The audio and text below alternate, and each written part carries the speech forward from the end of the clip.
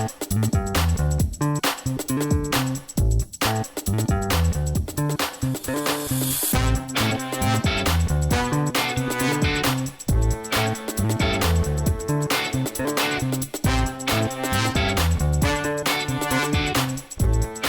everyone. Thank you for tuning in to the Postmodern Realities podcast, brought to you by the Christian Research Institute and the Christian Research Journal. I'm Melanie Cogdill, managing editor of the Christian Research Journal.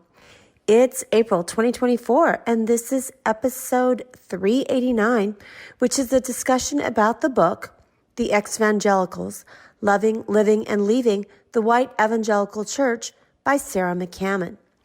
Today's guest is Ann Kennedy. She has an MDiv and is the author of Nailed It, 365 Readings for Angry or Worn Out People, and blogs about current events and theological trends at standfirminfaith.com and on her Substack, Demotivations with Ann.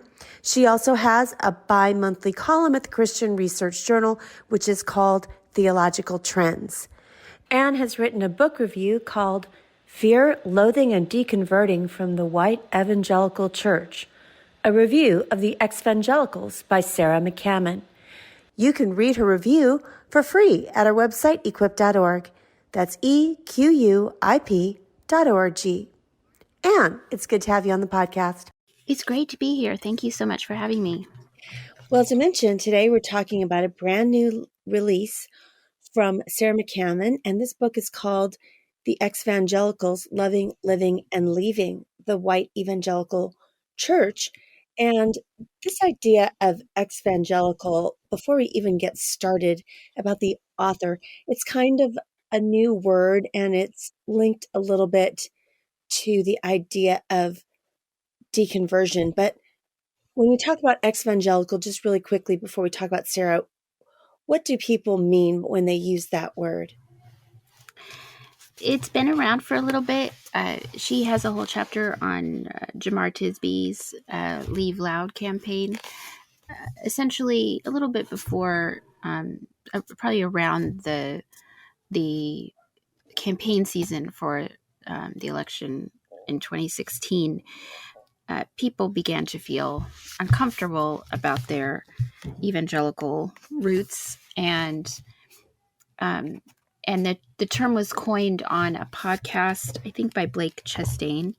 I think it began before that with the Emergent Church and Rachel Held Evans, the sort of idea of deconstructing. But the term was coined, and it really took off. It's people who grew up in evangelicalism, and they may or may not still identify as Christian. Some may go to sort of more liberal, Protestant liberal, or liturgical churches. Although those people that go to, say just a more liturgical tradition that might be conservative would probably not call themselves exvangelical. I haven't really encountered that. But people who were once in the Christian sort of milieu, they probably grew up that way, but no longer identify as Christian, certainly not as an evangelical. They've coined the term exvangelical to be as sort of a rallying cry, I think, to try to find each other online, to kind of have a counter movement, I think, in some ways, be able to have some political weight, I think, contrary to where most evangelicals might find their political leanings. And mainly, I think, to be able to find each other and to have more connection and more visibility in the sort of Christian spaces, I think, like Twitter. And so I think it's gaining steam. There's books like David Gushie's After Evangelicalism, other books like that, and lots of podcasts and articles about what it's like to deconstruct and leave whatever evangelicalism is and how people have seen it through especially the last 50 years. We're not going to cover David Gushie in this podcast, but in case our listeners were wondering, he is a theologian who really rethought some of his faith based on a family member's coming out. And so his journey really has to do with LGBTQ issues. But I want to ask you specifically about this book and its author. Now, who is Sarah McCammon and why did she write this book? Sarah McCammon is a correspondent for NPR, and she was assigned in 2016, or I guess probably 2015, to cover the election, specifically of Trump. And so she was often in the press pool, and she, traveled around after him as he went up and down on his campaign. And so she was often in contact with evangelicals, crowds of evangelicals. And as a result of that and her experience on that campaign, she felt uniquely positioned to cover him at that point because she did grow up as an evangelical. Her parents are still Christian. And so she, I think, in the way that many people have been able to sort of join biography and memoir with, history in the making and political journalism, she has been able to sort of, she says, have a window on what many people who are enthused about Trump, how they think, what motivates them. The book is really a tell-all, kind of an explanation for more of an NPR audience about what an evangelical is, how that person might think, how they view the world, what their theology and spiritual sense is. And so she explains a lot of things that if you're an evangelical, you wouldn't need her to explain to you. She fills in some definitional gaps and that kind of thing.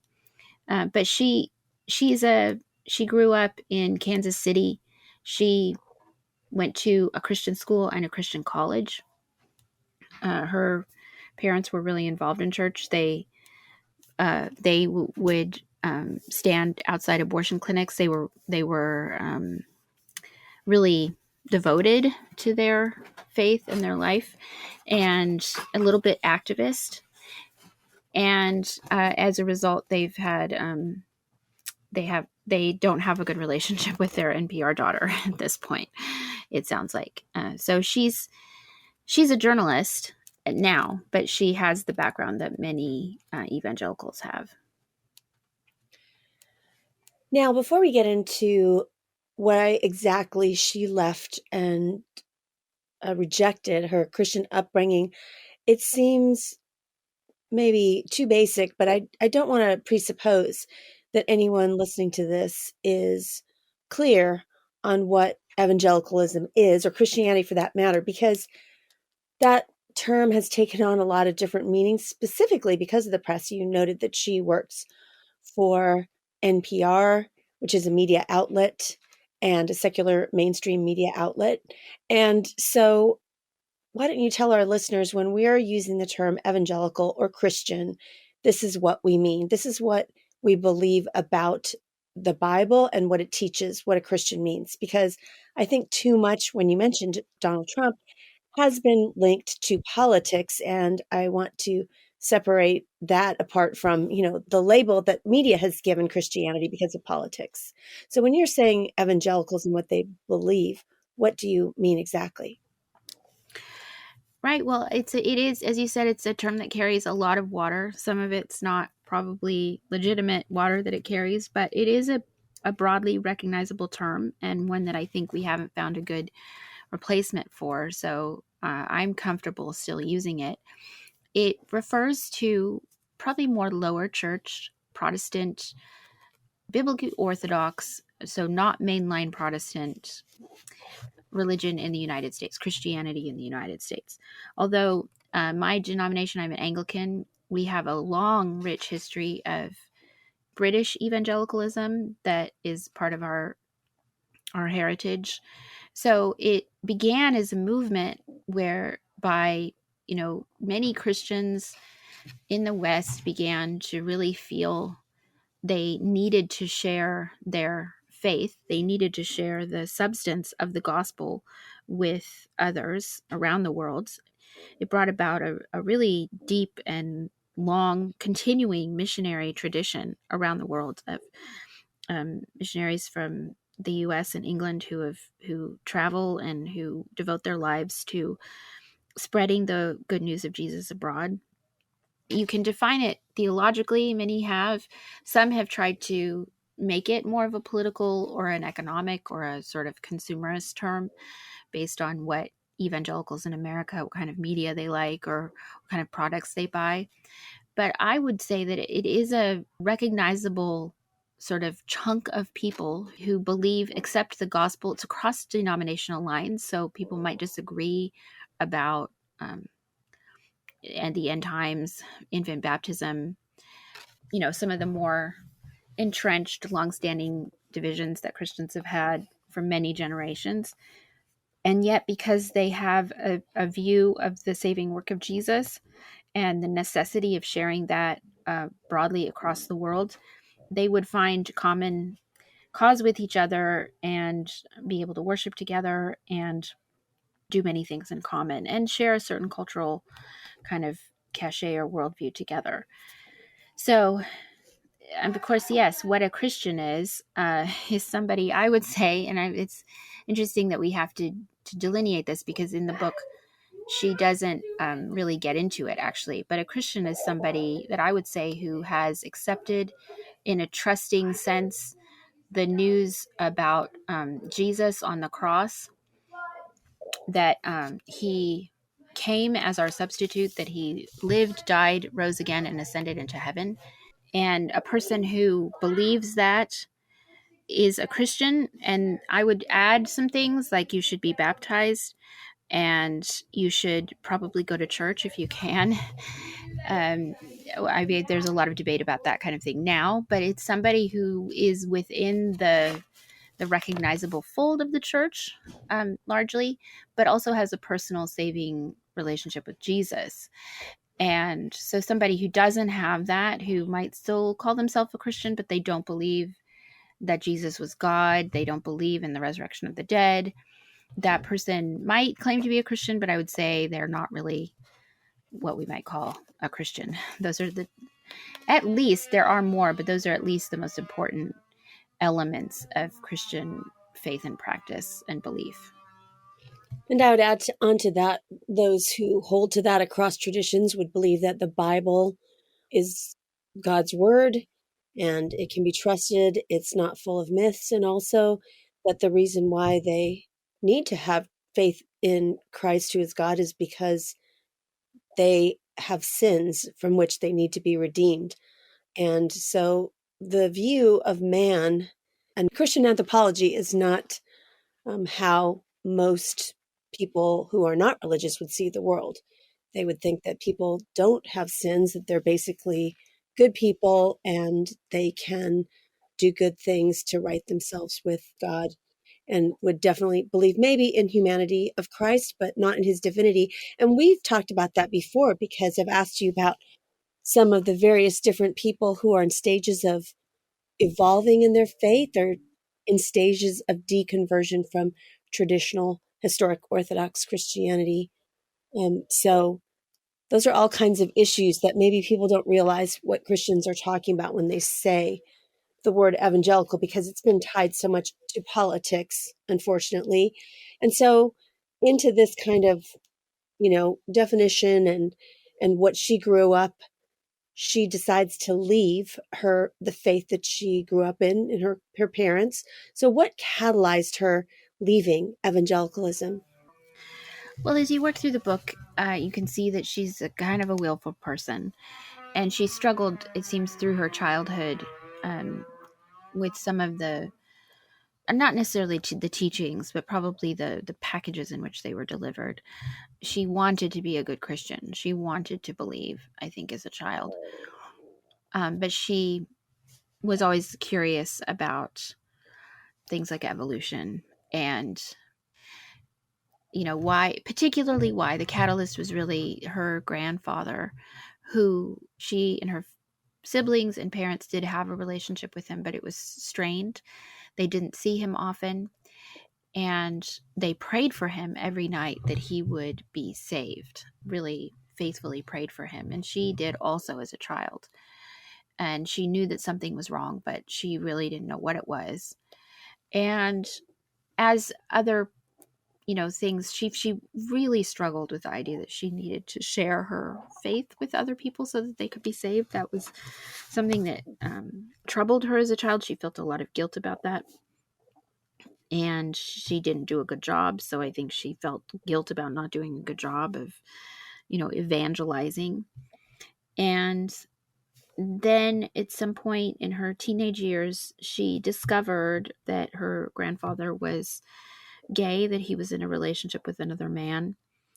And that sort of began, along with a few other sort of experiences that she had, to gradually unwind things or unravel them.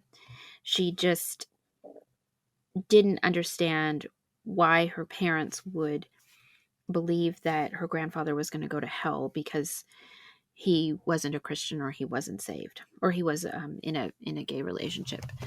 And so that was the catalyst, I think, discovering that. And then, she did go on and go to a Christian college, but because I think she wasn't a believer at any point, even though she was trying to be that way, I think it was really kind of easy for her to let go. And she took a journalism degree and eventually got a job with NPR and left the church behind. I guess she was sort of evangelical or Episcopalian at some point, maybe along the way. But it was the desire to be reconciled to her grandfather and to accept him and not to have an emotional disconnect from him, and also feeling angry with her parents that they kept him at arm's length. That really slowly worked itself in and undid the structure and the fabric of the faith that she had been exposed to as a child. And I think also, as you read through, it's sort of between the lines. She did have a very strained relationship with her parents. She had a hard time with them. And so I think it was, she was probably really needy for affection and affirmation, which did come to her through her grandfather. And so she repaired that relationship with him, and before he died, they were very much on the same page. She became affirming of the LGBTQ acronym and him in particular. And that's what brought about essentially her deconstruction. It had many other factors, though. It involved science. She kind of goes through the book. She goes through all the different elements of her cultural evangelical life that she gradually untangled and let go of. I hope you've been enjoying this conversation with Ann Kennedy about the hot off the press book by NPR reporter Sarah McCammon, The Exvangelicals. And it's this kind of content that we want to bring to you, where we do kind of address quickly some of the theological trends, the hottest new books that have been released, or movies, or television series that everyone's talking about. And we'd like you to partner with us, because the content that we have now is completely free of charge. We have no longer a paid subscription in any way, not to the website, not to a print magazine. It's totally free. But we'd ask that you would consider giving us a tip, partnering with us in a bunch of different ways. You can easily give us a tip if you go to our website, equip.org. If you click on journal, you will see there's different categories. One is Postmodern Realities Podcast. If you go to any landing page of any of the episodes, you will find a link where you can give us a tip. Plus, really just giving us a review on Apple Podcasts is so important, because the algorithm really favors the more reviews something has. They think people are talking about it, and they suggest it to other people. And we don't have a ton of reviews. We'd love to have more. We know that a lot of people are listening, and we know you're really busy. So if you could give us the gift of your time and leave us a review, especially a review that's written on Apple Podcasts. We'd be so grateful. Well, thank you for considering all the ways you can partner with us. And now back to my conversation with Ann Kennedy about Sarah McCammon's book, The Exvangelicals. Well, not only does she tell her story in this book, in The Exvangelicals, but she also tells other people's stories. So what kind of people does she interview for her book, and how do they describe why they deconstructed from Christianity? She interviews a variety of people. Some of them she finds, from her work and tracks down and interviews or corresponds with. Others are people that she knows from childhood. There's one person in her class who she interviews from when she was 5 years old, who later came out as gay. And so there's extensive sort of conversation with him. There's not a huge number of people, but they do kind of span the spectrum. One is a Instagram influencer who sort of leads other people through their deconstruction. Another person has an institute or a sort of a ministry for people who feel traumatized by evangelicalism. And there's another person who stopped being a pastor and became a life coach and tries to help people with their deconstructive processes. And she quotes Chrissy Stroop. I found that to be really interesting. He is a person who identifies as a woman who writes for Religion Dispatches and is, I've found, to be pretty strident online and endorsed Christian Dumais' Jesus and John Wayne. So not quite a very friendly character as Chrissy Stroop. But she finds there's a daughter of a very famous prosperity gospel preacher who she interviews, and they all very much have in common that they had tried to be good Christians or good evangelicals, and it just became too much. The cognitive dissonance was too much, or they felt themselves to be gay. They just couldn't do it, and they gradually began to dismantle the structure that kind of had held their spiritual Christianity together. And many of them just opt for something else or nothing at all. All of them are affirming, and many of them articulate like feelings of trauma from having grown up as an evangelical. And when you say all of them are affirming, do you mean that all of them accept just the cultural embrace of the queer worldview? Yeah, I think they would all say that they affirm LGBTQ plus relationships, and that's probably one of the most important parts of their across the board of their deconstruction, I would say, is that particular issue. And secondarily, I think a political view of Trump or other, more conservative, well, I don't want to say what's conservative and liberal, but Trump is definitely a factor, but it's really the sexuality idea that has alienated an enormous number of people from evangelicalism as we've known it through the decades. So, what are some of the other subjects that she addresses in the book that she wants to talk about as to, issues that are related to deconverting? She gets into, there's a good chapter on science. It's a substantial chapter on science. And this reminded me a lot of Rachel Held Evans, that she really didn't encounter other views of that. She was taught a sort of BJU, a Becca framework for science and creationism. And so when she encountered evolution and evolutionary theory and those kinds of things, that really kind of knocked her back because she didn't have a lot to work with intellectually on that score. But then she goes into purity culture at length. she talks about her sexual history, base or the lack thereof before she got married, and she talks about let's see. Well, there's a long chapter on LGBTQ plus relationships. She discusses the Leave Loud movement that was catalyzed by 𝙤𝙬𝙀𝙬𝙀. And there's a long chapter about character and the supposed evangelicals' hypocrisy on that score following Trump's election. So she quotes people at length. And then she has a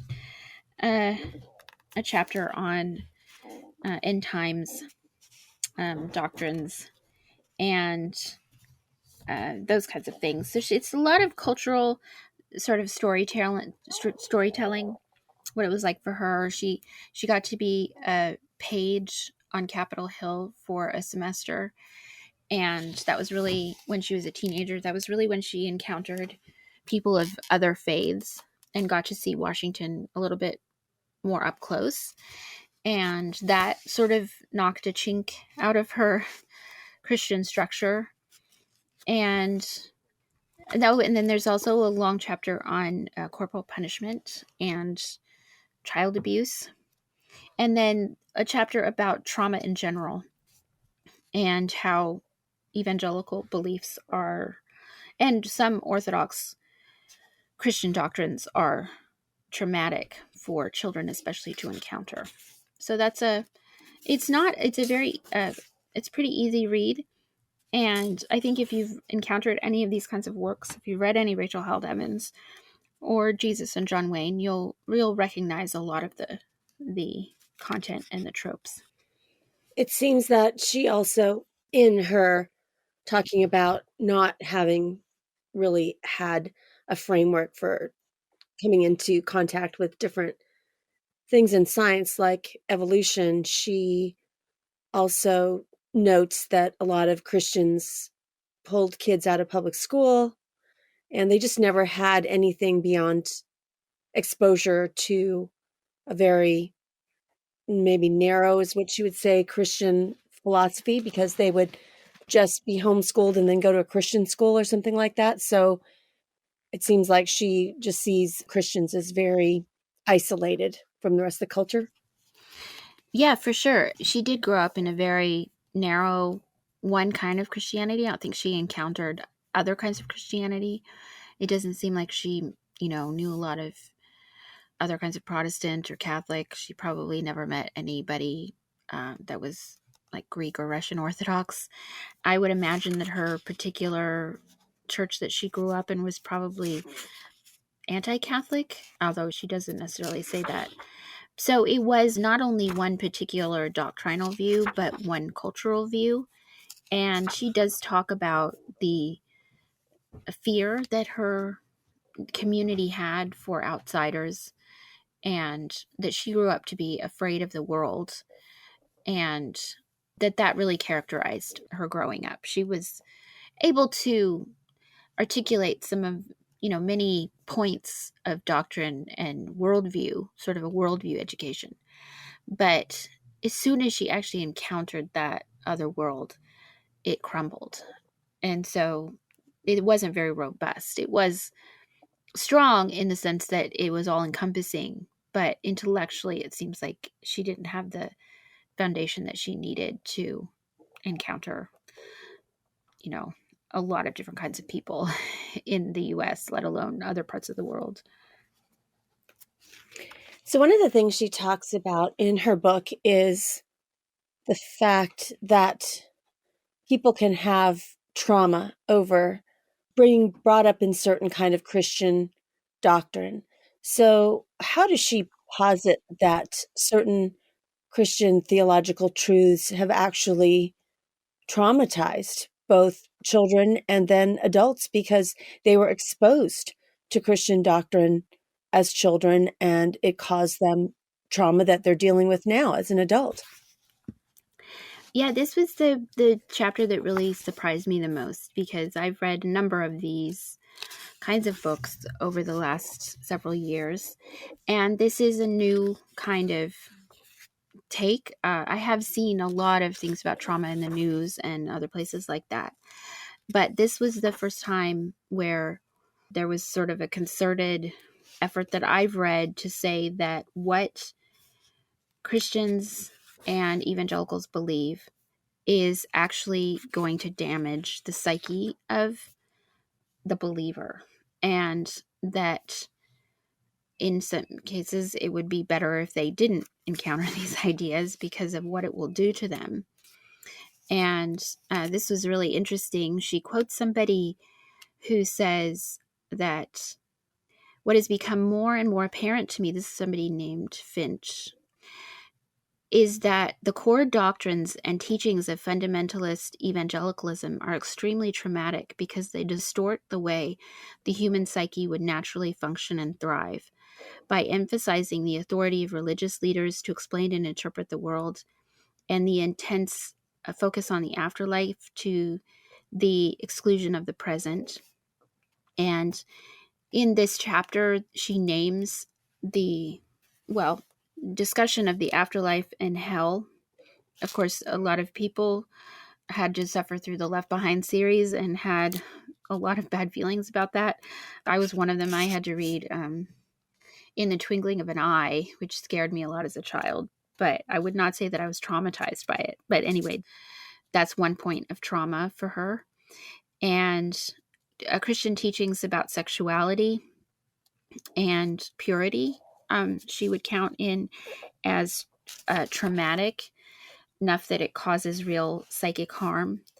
And then just a basic teaching about hell lasting forever, and the idea that you could be a sinner, somebody who was by nature sinful, not only somebody who commits sins, but somebody who's by nature sinful, would be deeply traumatizing and need some kind of redress. And so there are institutes and ministries that are sort of popping up to help ex-evangelicals deal with having heard these messages. Something like a lot of them don't feel safe, they say. And it's interesting because it's not just, most discussion about trauma is that you encounter some kind of traumatic event. But even that on its own is not enough to cause trauma. It's how you interact or experience that event. So two people could experience the same event and only one of them would come away with trauma. And so it's how so it's not every single person who grows up an evangelical is going to be traumatized by that, but the possibility is there, and how you engage with that through your sense perceptions and your emotional life is going to either make you be traumatized or not. So when in the chapter, they also, just the encountering contradictions in a religion could produce trauma. And then she even includes something called financial trauma, which is the constant expectation in many churches to give financially, and even at times of financial stress. So it's a long chapter. All the chapters are not very long, but this is one of the longer ones. And I thought that it was really interesting. So I wouldn't have said that people who grew up evangelical really grew up traumatized. There are a lot of different systems of thought and belief that can mess you up, but I wouldn't have said that evangelicalism in the 80s and 90s was one of those things. So I was very interested in this chapter. It's interesting that she is couching it in that way. The only other person I've heard of talking about Christian doctrine being very harmful to children is years ago. I'm talking maybe, 15 years, 20 years ago. I heard a interview probably on NPR and I say that because I listened to a lot of NPR at the time for work reasons, just to see what people were talking about and doing. And one of those interviews was with Richard Dawkins. And he talked about that it was tantamount to child abuse to expose children to teachings like the idea of sin and hell.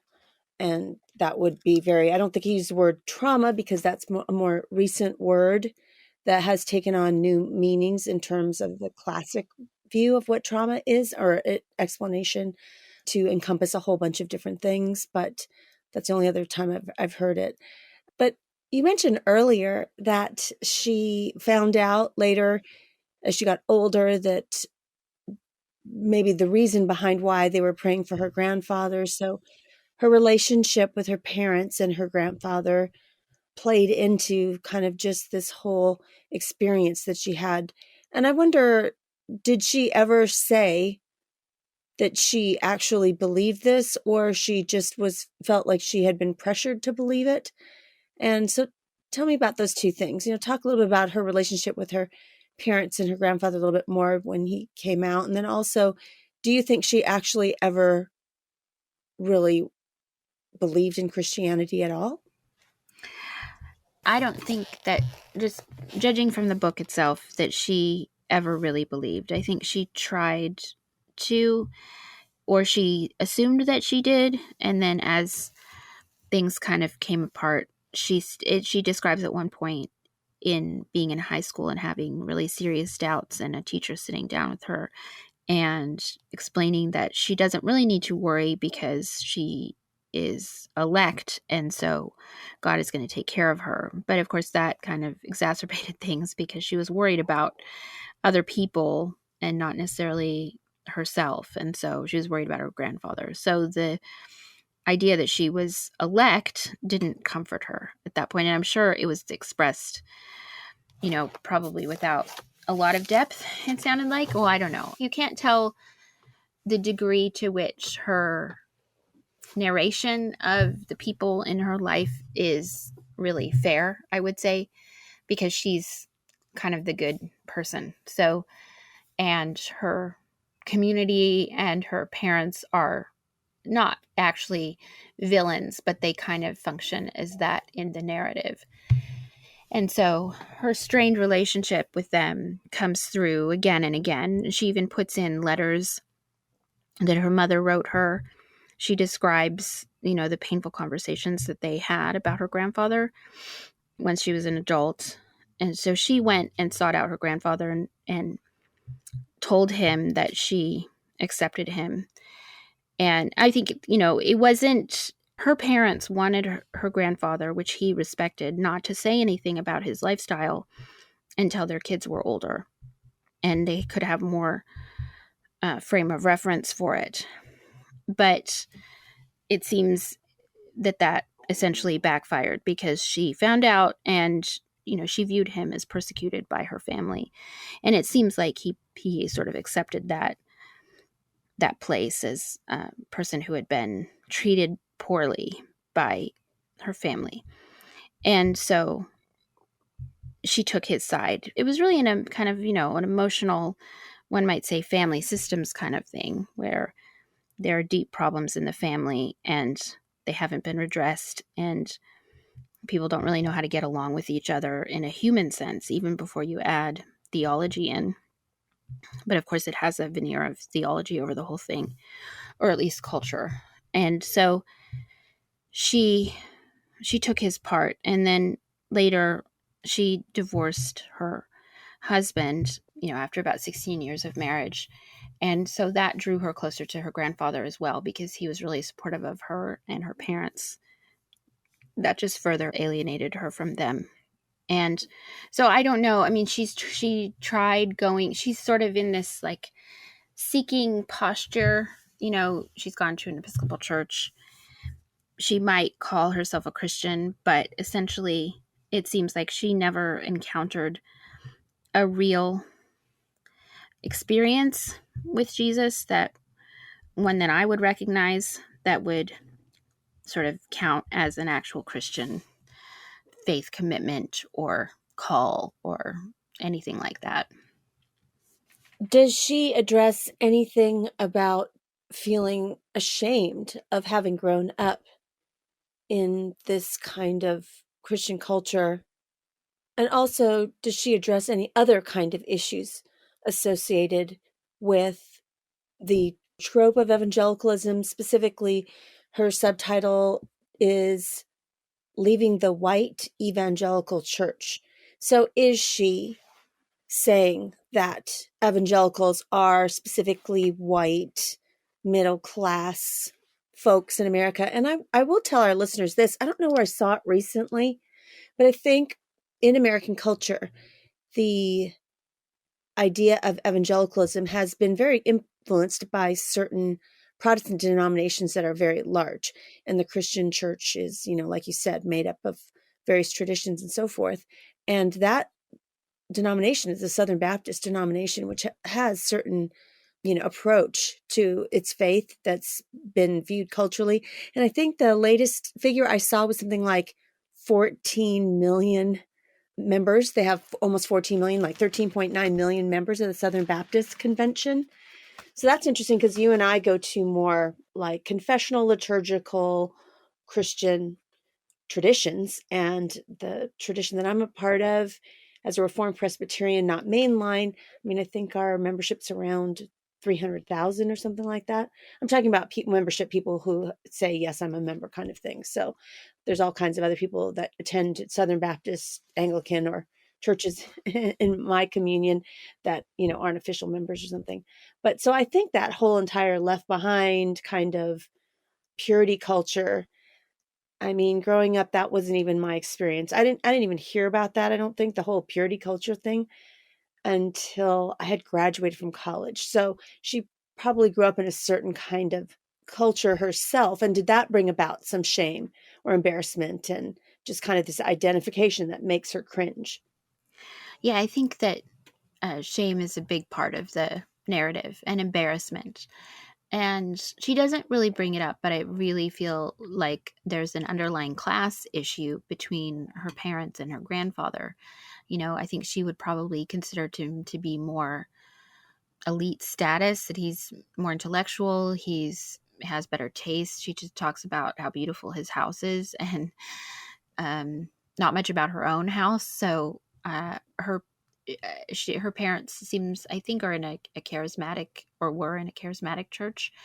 And so just across sort of American demographics, I think there are definitely class and culture issues that are at the heart somewhat of, of course, you can't discount the theology, but I think leaving her, she calls it a bubble, her evangelical bubble, and encountering a world that isn't probably for her lowbrow, I think I think that's one driver against purity culture, is that it's embarrassing, it's cringe, it's Midwestern, low class, maybe that you have a lot of money, but you don't have a lot of status. You certainly don't have any elite status in terms of the larger culture.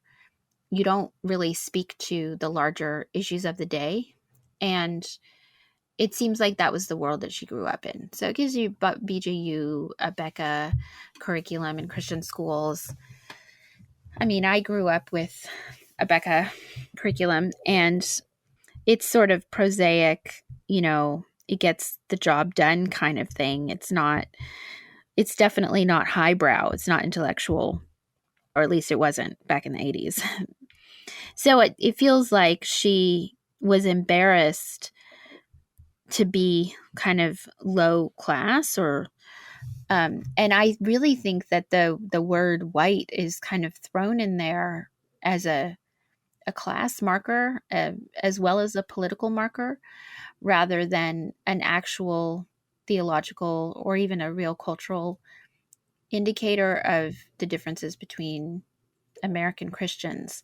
Because of course the Black church is a whole phenomenon in America. Many people have written about, and they're like really faithful, almost exclusively Black ethnic churches in the US that are evangelical, that, I would say politically might fall in under the white evangelical moniker if you examined their beliefs, or what, Sarah McCammon would end up thinking about them, because they're not affirming, they might be anti-abortion, even the Black ethnic church across America is not a monolith. You couldn't just say, Black Christianity in America and and be able to meaningfully speak about it. And so it's a really cheap way to signal your shame about having grown up in that world. It's just not the ascendant world. It's not a place that has any cultural cachet with anyone today. And, as a person who works for NPR, she just really doesn't want to be associated, I think, with those kind of people. And so that's really the thing that comes through the strongest for me in her writing. She's a very good writer, but the sense of shame and embarrassment is uppermost.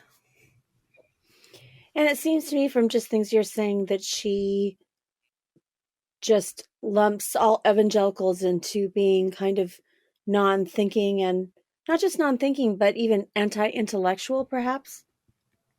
Yes, she says that at one point that, well, at least the world that she grew up in was anti-intellectual, and she sort of uses the word fundamentalist, evangelical several times, and without defining really either of those terms.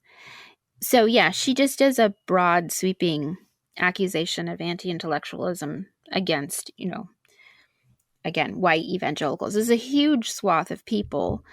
And yes, statistically, most of them are Southern Baptists, but even in Southern Baptist churches, there's a huge range between, small megachurch, some really probably very thoughtful congregations, and some that are just, more, have a different ethos.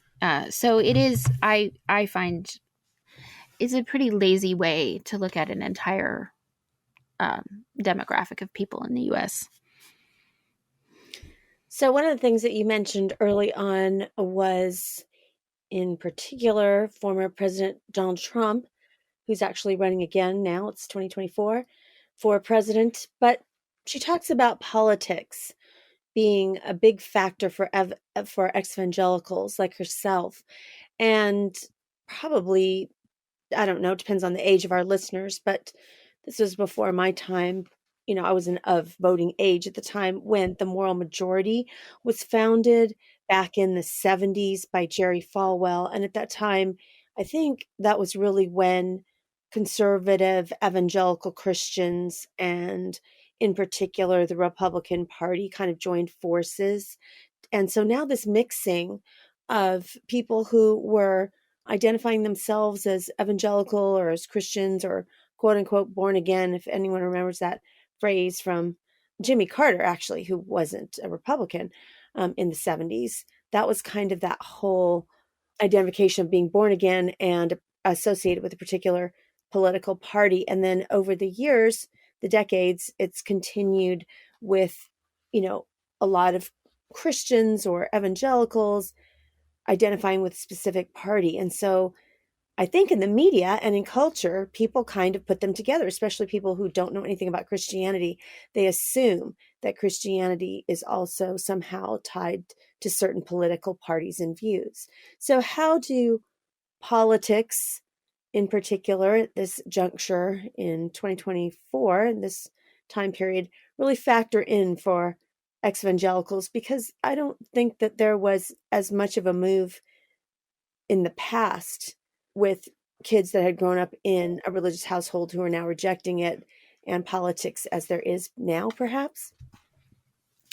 Yeah, I think people have always been leaving the church for, a variety of reasons, and doing something else, like becoming a Buddhist, or, a lot of people, I grew up in, I went to a boarding school, a conservative Baptist boarding school. So there's quite a large number of people who left the school and did not continue to believe, or didn't believe in God while they were there and were open about it. But then, some of my classmates, came out as Buddhist and,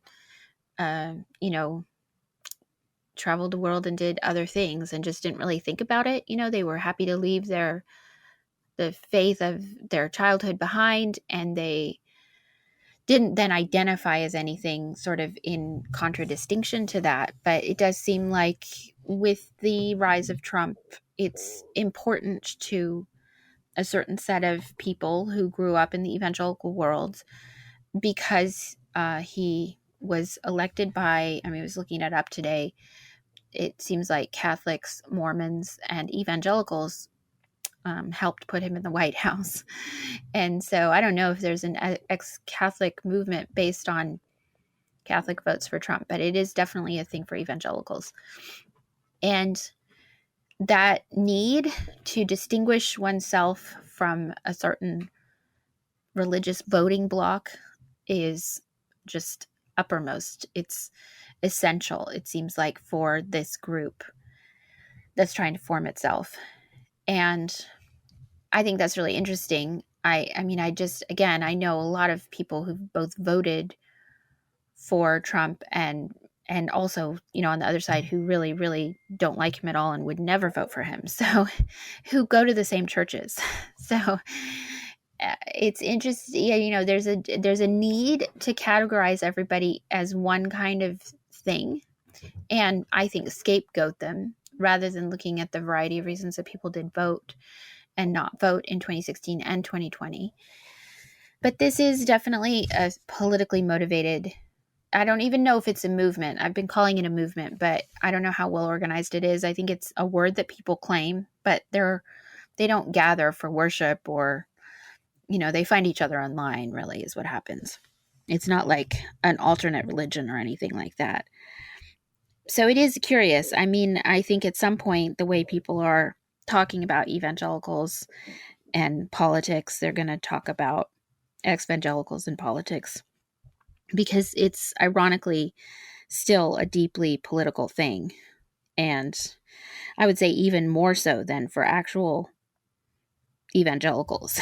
That's my sense. I could totally be wrong, but I would say a lot of evangelicals probably voted and then went back and continued on with their religious life, whereas this seems like it's really oriented around election time and particular political beliefs. Well, she critiques evangelicalism, and I want to ask you, are there critiques that are fair of evangelicalism and various Christian subcultures? I know here at the Christian Research Institute, we have looked into some of those things, and if our listeners don't know, a long time ago, now we're almost 400 episodes, hundreds of episodes ago, we talked about the term sexual purity, and we critiqued the purity movement. There is an article that we have on our website called "Should We Continue to Use the Term Sexual Purity?" because it was so identified with the whole purity movement that had some very misguided views and twisting of scripture and how they used it. And so we have done that ourselves. So we definitely do. If people have been following us in more than 45 years of our existence, we have critiqued various movements and thinking within Christianity itself. And so what kind of critique is fair of evangelicalism?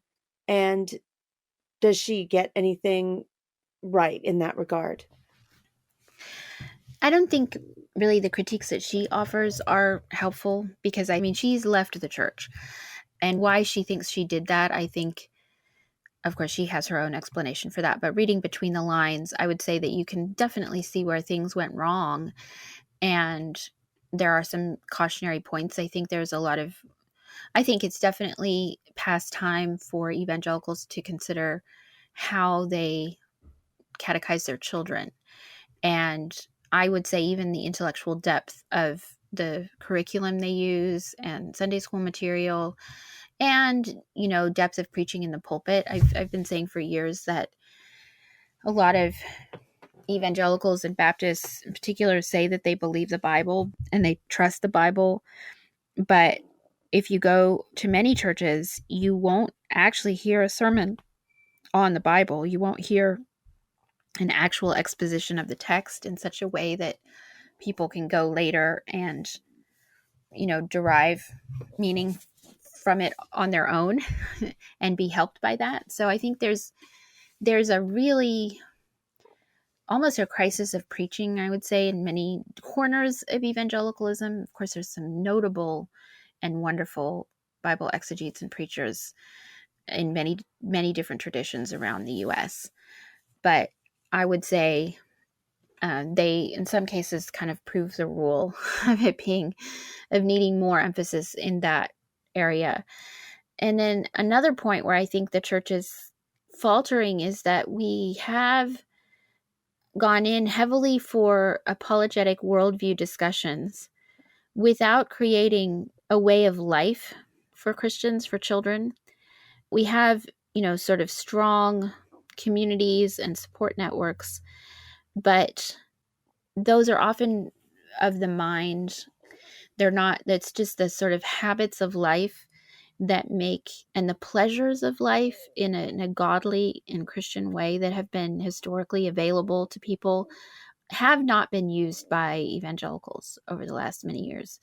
It's been, the rhythms of the church year and the church through the ages were abandoned for a variety of reasons. And I think that was to the detriment of children in particular, who then, of course, grow up to be adults. And I think that the general approach, how evangelicals have thought about childhood and childhood faith, and to some degree, even adult faith, has been not fully formed. And a lot was taken for granted, I think, because I think the idea that we lived in a Christian culture and that kids would be able, if you brought them up in a certain kind of way, they would then go out into the world and be fine. Those assumptions turned out to be wrong. So I do think there's a lot to be worked on for evangelicals about the kind of the way of life, the kind of teaching. I would say not the actual doctrinal content. That's something I think she would say needs to be jettisoned. But I would say it's not the content, it's the way that it, either its depth, but also the manner in which it was presented and the way that people lived it out in their lives that really does need some very thoughtful work. And in that, I'm grateful for these kinds of testimonials, as it were, because I think it's really important for Christians to see where things go wrong in somebody's life in the church as a child and as they grow up. And it's heartbreaking to see, but if you get a chance to look at it, I think people can make other decisions. They can decide to live different ways. They can maybe go to different churches. They can think about it and make choices that will ultimately benefit, generations to come.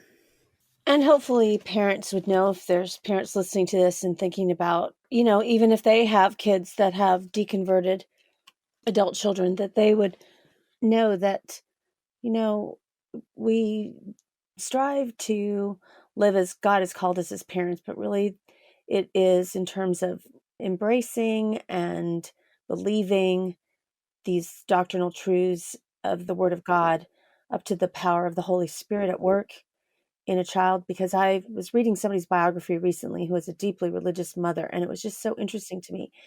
This person could, who's a really well-known celebrity. I mean, they have very much respect for their parent, and they were taken to 3 different kinds of churches every Sunday, and their mother's a deeply religious person, and yet they just don't believe in it at all, not intellectually or anything, and yet they very much grew up in the church and actually have a great relationship with their parent, with their mother, who's deeply religious. So I want to encourage parents that, it's really God at work too, but you do raise your children up in the church. And I would say one critique could be said that we see very much the Christian Research Institute is a lot of Christians really don't know what they believe, or for that matter, why they even believe it.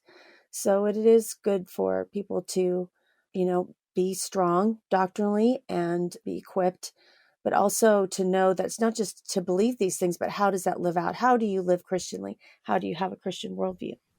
Yeah, that's absolutely true. I haven't met very many believers lately who were too well informed for the task of their Christian life.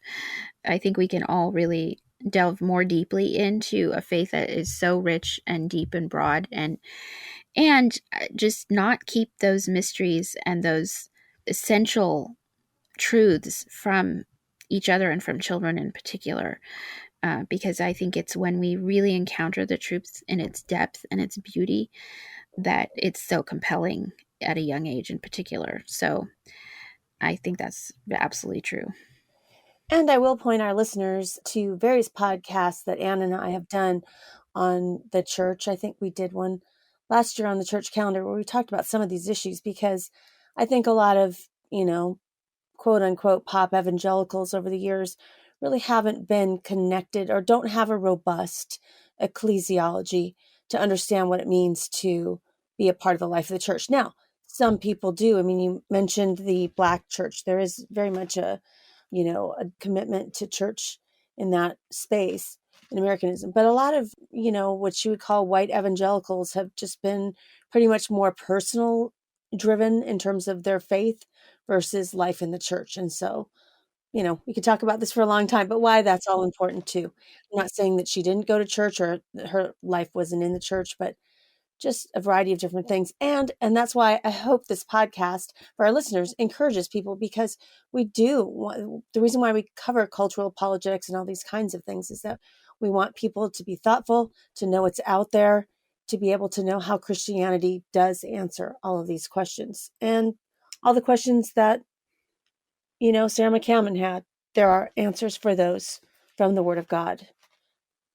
Well, on a much lighter note than people deconverting, I recently got back from a trip overseas. So, Anne, would you rather have a vacation overseas or just something domestic, just in the United States? Oh, wow. That's a hard choice. I mean, I would hate to choose because I love to travel. Last year at this time, I was in Kenya. I was looking at Mount Kilimanjaro today last year. So that was amazing. But I also do love to camp here at home. So whatever I have money for, that's what I end up doing. Not choosing a specific one. Well, thanks, Anne, for being a guest again on the Postmodern Realities podcast. Thank you so much for having me. This was great. You've been listening to episode 389 of the Postmodern Realities podcast. Today's guest was Ann Kennedy. She has written a book review for us. It's called Fear, Loathing, and Deconverting from the White Evangelical Church, a review of the Exvangelicals by Sarah McCammon. You can read her book review for free at our website, equip.org. You won't want to miss out on subscribing to the other podcasts from the Christian Research Institute. We have the Bible Answer Man podcast, which is published Monday through Friday with the best of the week on Saturday. It's hosted by CRI President Hank Hanegraaff and is available wherever you get your favorite podcasts. In addition, Hank has a podcast called Hank Unplugged. Hank takes you out of the studio and into his study to engage in free-flowing, essential Christian conversations on critical issues with some of the most interesting, informative, and inspirational people on the planet. And you won't want to miss out on the brand new podcast from the Christian Research Journal. Christian Research Journal Reads presents audio versions of Christian Research Journal articles. It was a print incarnation of almost 45 years. It's now on the web, as you know, with new articles every single week. So you won't want to miss these audio articles of some of our most popular and most accessed articles on our website, equip.org.